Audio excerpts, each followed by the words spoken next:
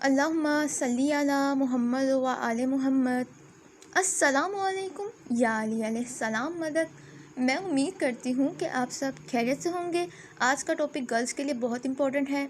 Boys देखें ना देखें कोई इशू नहीं, लेकिन गर्ल्स प्लीज़ इस बात से अंडरस्टैंड करना, ये पूरी वीडियो देखना और मतलब गौर से सुनना वीडियो में। तो मैं इसमें तुम लोगों को पिक्स ही दिखा सकती हूँ तो तुम जो हो ना, ये वीडियो बहुत गौर से देखो। जितनी भी लड़कियाँ देख रही हैं मुझे, तो ये अच्छी है। अगर उनकी मदर्स देख रही हैं तो वो भी अच्छा है। मोस्टली मैंने ये देखा है कि हर तीसरे घर का ये मसला होता है कि लड़की के लिए रिश्ता नहीं आता, ठीक है। और जो आते हैं उनके नखरे बहुत होते हैं, ठीक है। और ये भी देखने को आता है कि इंगेज थी और इंगेज टूट जाती है उसकी, मतलब पेरेंट्स को इसकी रीज़न नहीं पता चलती और वो कहते हैं कि पता नहीं क्यों ऐसा, शायद इसके नसीब में लिखी नहीं हुई है शादी। तो अल्लाह ने सबके साथ अच्छा ही लिखा होता है, सबके नसीब अल्लाह ने अच्छे लिखे होते हैं। ऐसा नहीं होता कि नहीं लिखी होती शादी। शादी सबकी लिखी हुई है, जैसे मौत सबकी है उस तरह शादी भी सबकी लिखी हुई है।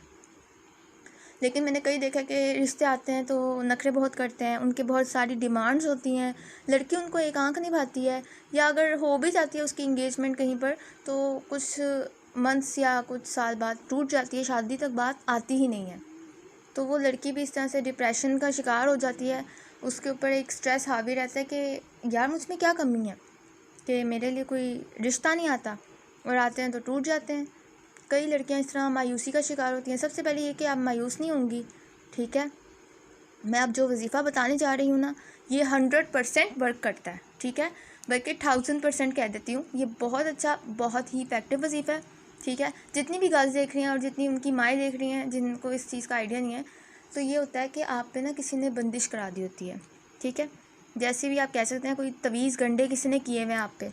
जैसे अब आपकी जो है ना जॉइंट फैमिली सिस्टम है, तो आपकी जो है चच्ची चाहती हैं कि आपकी जो है शादी होती है आप उनके बेटे के साथ, लेकिन आपके घर वाले नहीं मानते।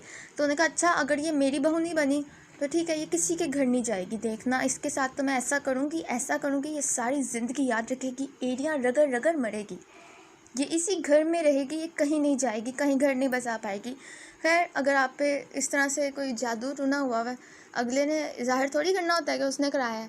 वैसे सच बताऊं तो अपने ही ख़ानदान के गंदे अफराद होते हैं ये। इन्हें मैं साफ़ वर्ड्स में अगर कहूँ तो ये फप्पे कुटने होते हैं, जो मतलब किसी पांडे का, मतलब किसी भी पांडे का ढक्कन नहीं होते, ठीक है ना।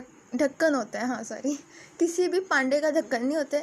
और ये आपको सिर्फ अजियत पहुंचाना मुनासिब समझते हैं। आपके मुंह पर तो ये आपके सगे होते हैं, लेकिन ये पीठ पीछे आपके ना छुरियाँ ही भोंक रहे होते हैं।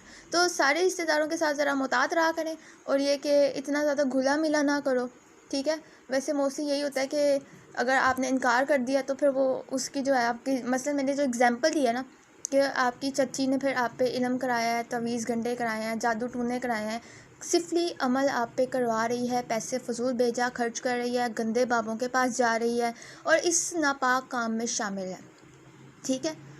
तो आपने जो है ना, आपने नहीं ये काम करना कि आप भी किसी गंदे बाबे के पास जाकर ये सिफली काम शुरू कर दें। तौबा करें सब पहले कि ये गलत काम है, काला जादू हराम है। बंदा इस्लाम, दीन इस्लाम के दायरे से बाहर हो जाता है, बंदा काफर हो जाता है, ठीक है। काफर हो जाता है, साफ वर्ड्स में बता दूँ, उसका इस्लाम से कोई ताल्लुक़ नहीं रहता और उसका आखिरत में कोई हिस्सा नहीं। मोहम्मद सल्लल्लाहु अलैहि वसल्लम ने उसकी शफाअत नहीं करनी, ठीक है। तो इसलिए इन चीज़ों से ज़रा मुहतात रहें और अपने ईमान को मजबूत करें, अल्लाह पर यकीन रखें, ठीक है। और अल्लाह से मदद मांगें, ठीक है। और जो अल्लाह ने इतने प्यारे प्यारे वसीले बनाए हैं ना, उनके ज़रिए से मांगें। फिर देखें आपकी ज़िंदगी में कितनी खुशियाँ आती हैं और अल्लाह आपको कितना अजर देते हैं अगर आप कोई ऐसी परेशानी फ़ेस करते हैं। चलो आते हैं भाई अपनी टॉपिक की तरफ। बात हो रही थी शादी की। शादी में बंदिश होती है ये, आपकी इंगेजमेंट टूट जाना, जो रिश्ते आए वो आपको देख के नाक मुँह चढ़ाते हैं, मतलब लड़की उनको बदसूरत सी नज़र आती है, बदनुमा सी, कि बदरू नज़र आ रही होती है, कि उन्हें पसंद ही नहीं आती है। उनकी डिमांड्स ही बहुत अबव होती हैं और पता नहीं क्या मांगने आते हैं, समझ से बाहर है। जबकि लड़की का इखलाक देखना चाहिए। मैं कहती हूँ लड़की मोटी हो या पतली हो, बदसूरत हो या खूबसूरत हो, वाइट हो या ब्लैक हो, भाई उसको तरीका सलीका आना चाहिए, उसको इन्फॉर्मेशन होनी चाहिए, जो बेसिक आपको इस्लामिक इन्फॉर्मेशन तो होनी चाहिए। मैं कहती हूँ अपने मज़हब का, अपने फ़िक्के का तो पता होना चाहिए ना।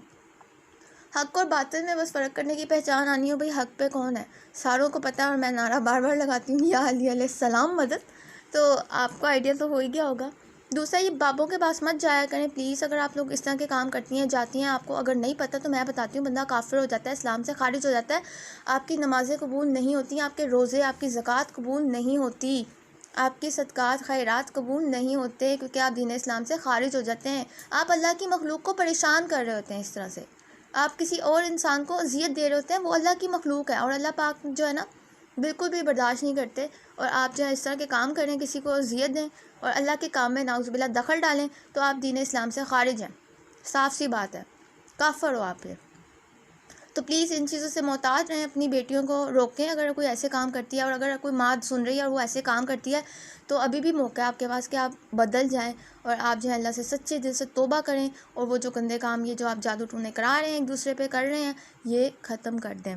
ये आपके नुकसान में है, इसमें आपका कोई भला नहीं, आपका आखिरत में कोई हिस्सा नहीं। सुन लें फिर से। जी हाँ दोस्तों, शादी में बंदिश होती है आपका इस तरह से इंगेज टूट जाना, रिश्ते अच्छे ना आना, रिश्तों का ना आना, और अच्छी भली बनती बनती जो ख़राब हो जाए, ये सारी इसी चीज़ की अलामत है।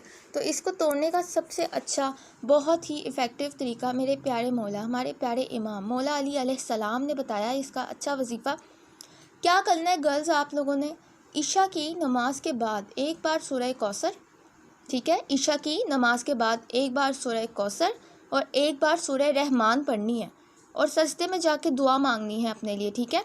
ये आपने रोज़ करना है हर ईशा की नमाज के बाद, और आपने सजदे में दुआ मांगनी है। अब आकर 3 बार दूध इब्राहिम या दूध मुकम्मल पढ़ लीजिएगा। और जब तुम सुबह उठो ना, ठीक है, जब आप सुबह उठे तो आपने 7 बार सूरह कौसर पढ़नी है, 7 बार सूरह कौसर।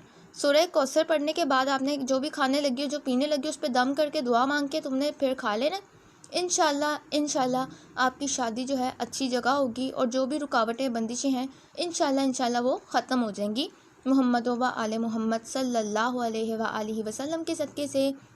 मायूस नहीं होना, और ये वजीफ़ा ज़रूर ट्राई कीजिएगा। जितनी भी मेरी बहनें देख रही हैं, इस पे अमल करें, किसी बाबे बुब्बे के पास ना जाएं। अगर पता चल गया कि बंदिश है तो इस वजीफ़े को ट्राई करें। इंशाल्लाह जो करा रही है ना, उसने मुंह के बल गिरना है, दुनिया में भी बदनाम है, आखिरत में भी उसका कुछ नहीं, उसका सब कुछ तबाह ही तबाह है, ठीक है। आपने हक पे रहना है, सच पे रहना है, और दूसरा ये बाबे बुब्बे के पास नहीं जाना। अल्लाहुम्मा सल्ली अला मुहम्मद व आले मुहम्मद।